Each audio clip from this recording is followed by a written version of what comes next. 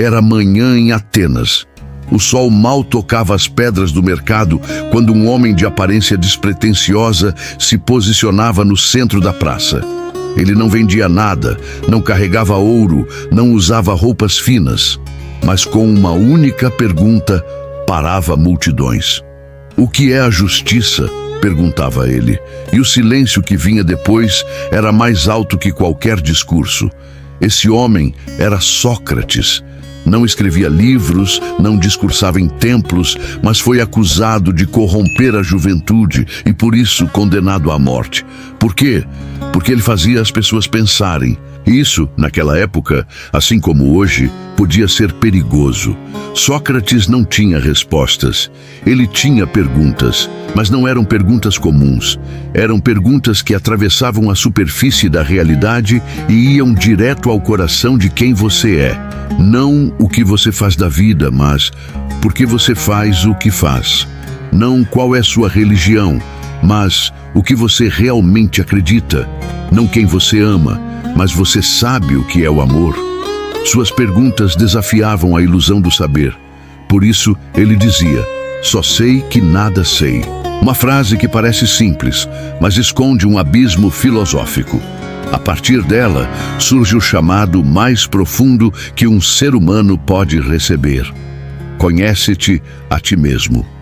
Essa frase não é de Sócrates originalmente. Ela estava escrita no oráculo de Delfos como uma inscrição sagrada.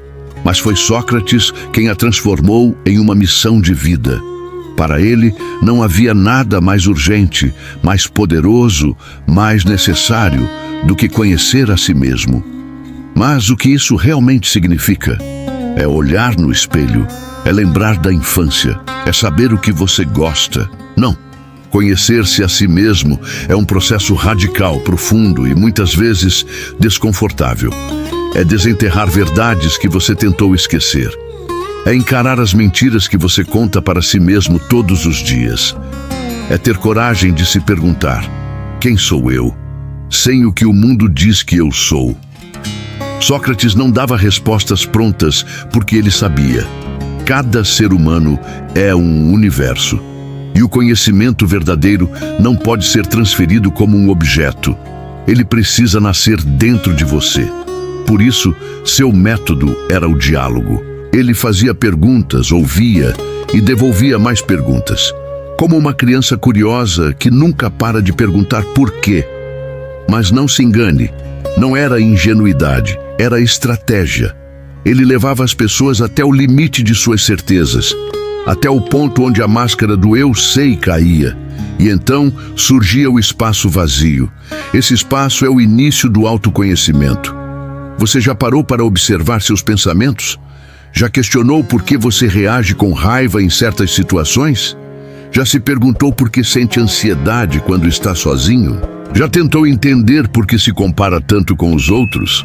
Conhecer-se é mergulhar nessas perguntas sem medo. É atravessar o caos interno em busca de clareza. Sócrates dizia que uma vida não examinada não merece ser vivida.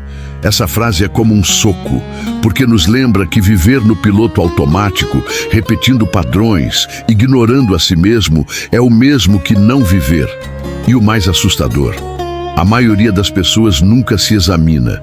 Vivem como atores num roteiro escrito por outros. Pais, escola, religião, redes sociais. Fazem escolhas com base em medos herdados, não em desejos autênticos. Falam o que é esperado, não o que sentem. Trabalham pelo dinheiro, não por propósito. Amam por carência, não por conexão. E vivem cheias de ruído interno, mas com medo de ouvir o silêncio da própria consciência. Sócrates queria nos libertar disso, mas não com promessas, fórmulas ou dogmas, com uma pergunta: você sabe quem você é? Atenas não suportou esse tipo de questionamento. Ele incomodava demais. Ele fazia as pessoas se sentirem nuas diante da própria ignorância. E ninguém gosta de se sentir assim. Então, como quase sempre acontece na história, a ignorância se revolta contra a sabedoria. Acusaram Sócrates de corromper os jovens e desrespeitar os deuses. Mas, na verdade, o que ele fazia era ensinar os jovens a pensar por conta própria, a não aceitarem ideias prontas, a não acreditarem em tudo que ouviam. E isso, para um sistema que se alimenta da obediência cega, era imperdoável. No tribunal, Sócrates poderia ter mentido, poderia ter pedido perdão, poderia ter prometido que mudaria, mas ele escolheu a verdade. Disse que preferia morrer a viver calado. Disse que sua missão era um chamado divino, despertar as consciências adormecidas. E foi assim, bebendo cicuta, que ele morreu. Mas deixou uma semente viva em cada mente que ousa se perguntar: quem sou eu de verdade? Essa pergunta não tem uma resposta final, porque você está em constante transformação. Mas quanto mais você se observa, mais começa a perceber padrões. Você percebe suas emoções automáticas, seus medos inconscientes, suas ambições escondidas. E com o tempo, algo mágico acontece. Você deixa de reagir e começa a escolher. Você para de repetir e começa a criar. Você deixa de ser uma marionete do mundo e se torna autor da própria existência. Conhecer-se é um ato de coragem, porque vai doer, vai mostrar o que você esconde, vai confrontar sua zona de conforto, mas também é o caminho mais direto para a liberdade, porque enquanto você não se conhece, você é escravo do que os outros esperam de você. Mas quando se conhece, nada mais te controla. Nem elogio, nem crítica, nem sucesso, nem fracasso. Você se torna inteiro, e um ser humano inteiro é impossível de manipular. Sócrates sabia disso, por isso incomodava tanto, porque ele lembrava as pessoas do que elas tentavam esquecer, que a verdade não está fora, está dentro, que a sabedoria não vem do diploma, mas da humildade de admitir a própria ignorância. Que a liberdade não está em fazer tudo o que quer, mas em escolher conscientemente quem você quer ser. E que a vida só faz sentido quando é vivida com consciência. Então agora te faço a pergunta que atravessou séculos e chegou até você. Quem é você quando ninguém está olhando? Quem é você sem o seu nome, seu trabalho, suas redes sociais? Quem é você quando tira todas as máscaras? Essa pergunta não é para ser respondida agora. Ela é para ser vivida, porque cada vez que você a leva a sério, um pedaço do seu verdadeiro eu começa a despertar. Talvez por isso, tantos evitam essa jornada, porque o mundo te oferece distrações o tempo todo.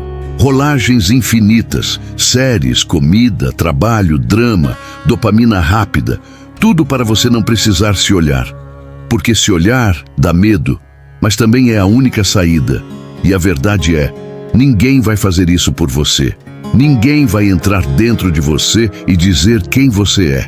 Esse é um caminho solitário, mas também é o mais poderoso que existe.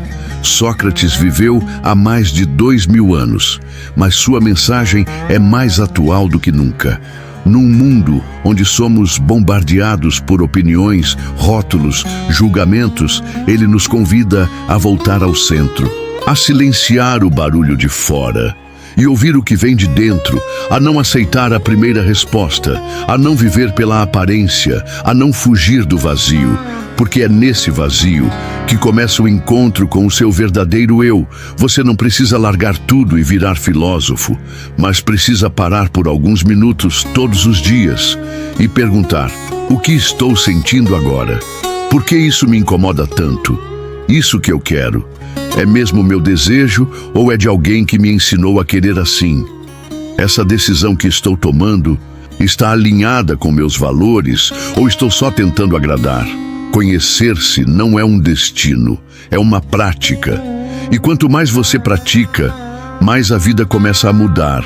Não porque o mundo muda, mas porque o seu olhar muda. E quando o olhar muda, tudo muda. Você para de brigar com a realidade e começa a entendê-la. Para de se culpar e começa a se perdoar. Para de buscar aprovação e começa a se amar. E isso é o que Sócrates chamava de vida boa. uma vida em harmonia com a própria essência. No final, ele não queria seguidores, queria pensadores. Não queria discípulos, mas seres conscientes, porque ele sabia, um ser humano consciente vale mais do que 1000 obedientes. E talvez o maior presente que podemos dar a nós mesmos seja esse: parar, respirar e começar agora mesmo a nos conhecer de verdade. Porque, como Sócrates diria, conhece-te a ti mesmo e conhecerás o universo e os deuses. Se você ficou até aqui, talvez já tenha dado o primeiro passo, e esse passo ninguém mais pode tirar de você.